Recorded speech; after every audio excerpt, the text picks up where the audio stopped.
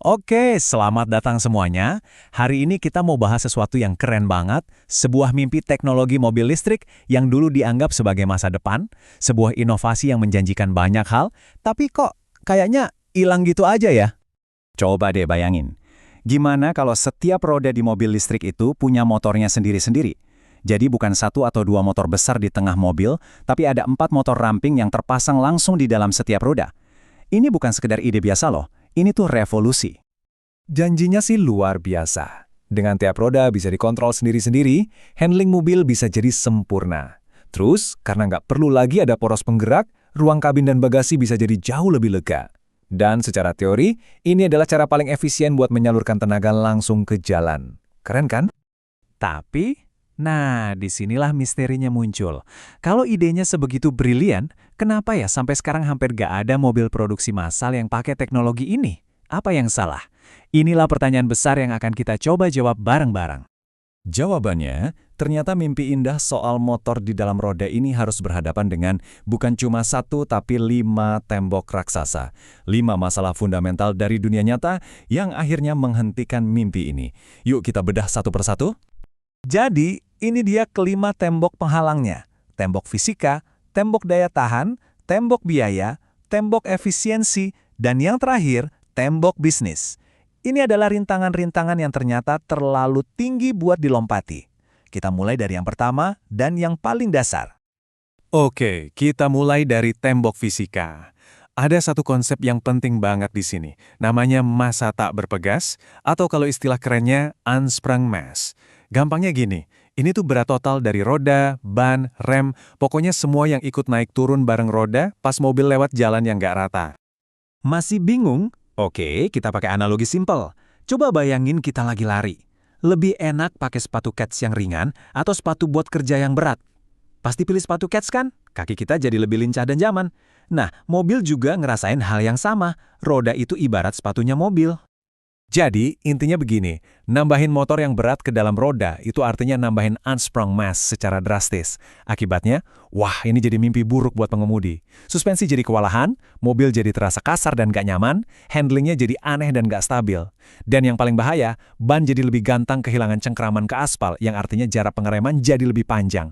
Ini masalah fisika murni yang gak bisa diakalin pakai software. Oke, masalah fisika aja udah bikin pusing. Muncul tembok kedua, daya tahan. Biar jelas ya, lingkungan di dalam roda itu salah satu tempat paling kejam di mobil. Menempatkan motor listrik yang rumit di sana tuh ibaratnya kayak ngirim laptop ke medan perang. Coba bayangin, motor itu harus tahan sama getaran nonstop dari jalan jelek, dihajar gaya sentrifugal pas muter kenceng, plus diserbu air, lumpur, sampai garam jalan. Belum lagi kena panas dari rem yang suhunya bisa lebih dari 100 derajat Celcius. Bikin motor yang bisa tahan dari semua siksaan ini tuh rekayasanya super rumit dan pastinya mahal banget. Nah, ini nyambung ke tembok kita yang ketiga dan keempat, yang saling berkaitan. Biaya dan kompleksitas. Ternyata, ide yang tadinya kelihatan simple, ini malah bikin semuanya jadi jauh lebih ribet dan lebih mahal. Coba dilihat tabel ini, masalahnya langsung kelihatan. Di mobil listrik biasa, kita cuma butuh 1 atau 2 motor, 1 atau 2 inverter, dan 1 atau 2 sistem pendingin. Tapi dengan desain motor di roda, semuanya harus dikali 4. 4 motor, 4 inverter, 4 sistem pendingin. Artinya apa? 4 kali lipat jumlah komponen, 4 kali lipat potensi rusak, dan pastinya biaya dan bobot mobil jadi membengkak. Ada kutipan yang pas banget buat ngegambarin ini. Apa yang tampak efisien ternyata adalah struktur yang terdistribusi secara berlebihan. Jadi bukannya jadi lebih simpel dan efisien, ujung-ujungnya malah jadi super ribet dan kebanyakan komponen yang tersebar di mana-mana. Nah, ini sekaligus ngebongkar mitos soal efisiensi. Banyak yang mikir kalau gak ada poros penggerak, energi yang hilang jadi lebih sedikit.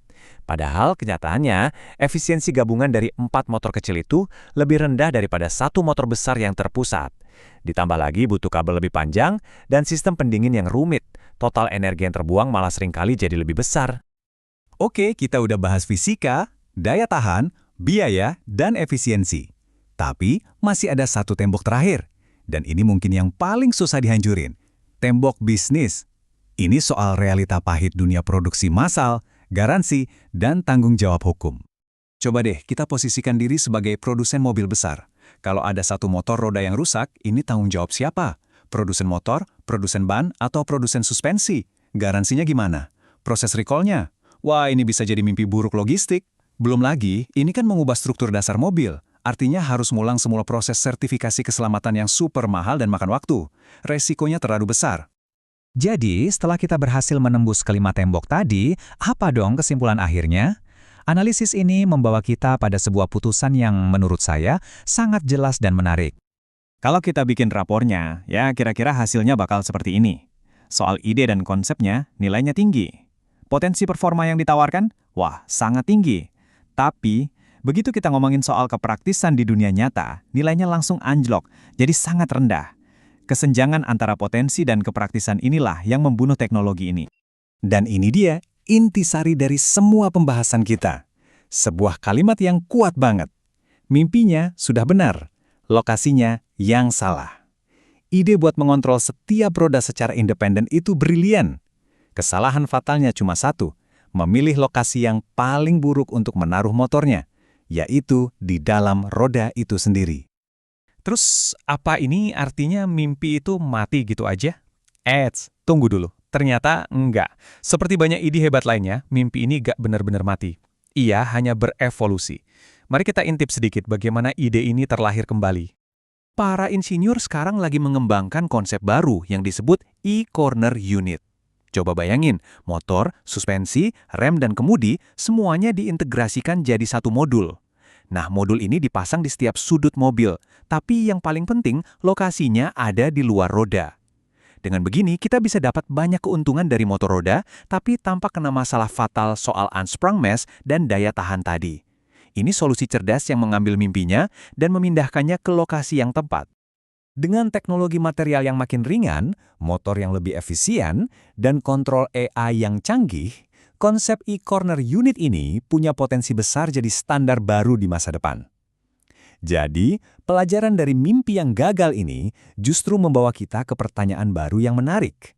Setelah gagal di percobaan pertama, mungkinkah versi evolusi dari mimpi ini akhirnya bakal berhasil dan benar-benar mengubah cara kita berkendara di dekade mendatang? Menarik buat kita tunggu jawabannya.